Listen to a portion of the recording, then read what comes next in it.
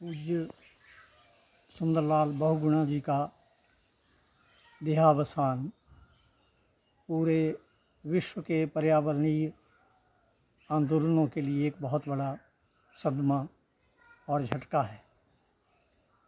मेरे लिए तो वो एक व्यक्तिगत क्षति है।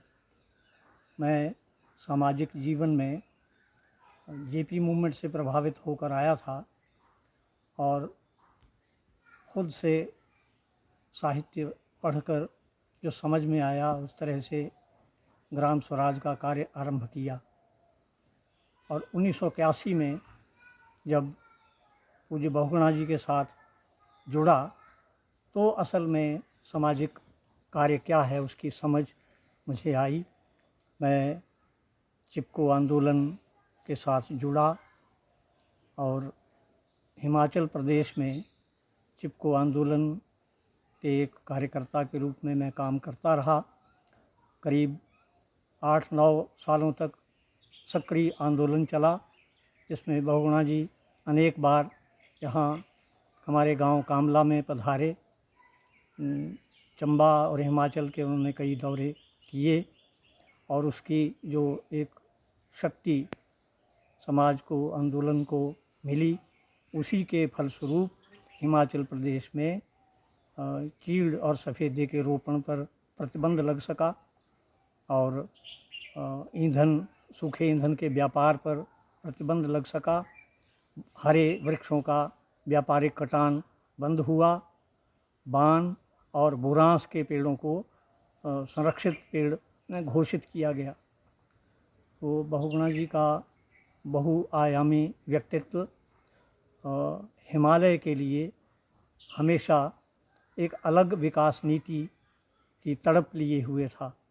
उन्होंने 1996 के आसपास जब टिहरी बांध का विरोध आंदोलन चल रहा था, हिमालय नीति के लिए एक अलग से पूरे देश के कार्यकर्ताओं की बैठक की और वहीं से आगाज़ हुआ हिमालय के लिए एक अलग नीति के विचार का।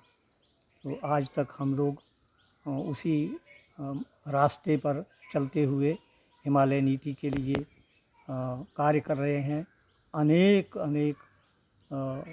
संगठन और कार्यकर्ता देश भर में, विदेश में भी बहुगुणा जी से प्रेरित होकर पर्यावरण रक्षा के कार्य में जुटे हैं, पुनीत कार्य में जुटे हैं।